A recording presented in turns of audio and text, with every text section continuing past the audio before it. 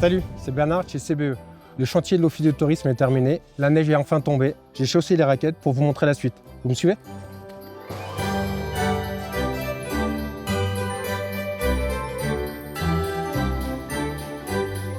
Donc là, on est à l'entrée de l'office de tourisme, du coup, au niveau de l'accueil. On a fait toute la partie porte intérieure et puis menuiserie intérieure.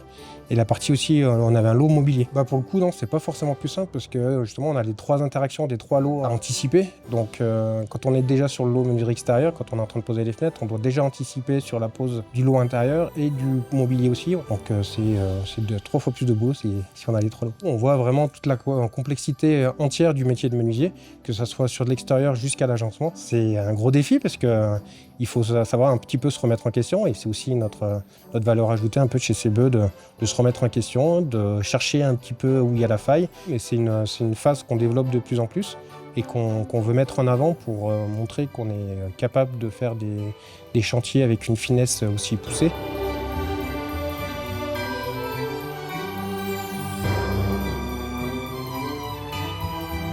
C'était le souhait de l'archi dès le départ d'avoir des matériaux type vieux bois, tout en intégrant la pierre. On avait des mobiliers en mélaminé dessous et un mélange aussi avec du métal naturel pour avoir quelque chose d'un peu rustique, d'un peu montagnard.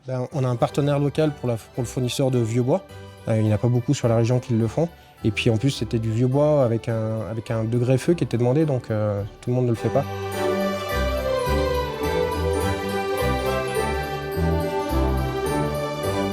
On est dans la salle polyvalente du coup de l'office du tourisme. Dès le départ, c'était un souhait de l'archi, dès qu'on a étudié le projet, d'avoir un peu ces grands ensembles assez trapézoïdaux qui étaient en façade, avec les retours en pierre, avec le cortène en façade, avec vraiment la signalétique de l'office du tourisme juste en dessous. Et surtout, on a des délais assez courts. La station ouvrait au 15 décembre, donc on ne pouvait pas se permettre de prendre du retard. Donc je pense que le défi est relevé.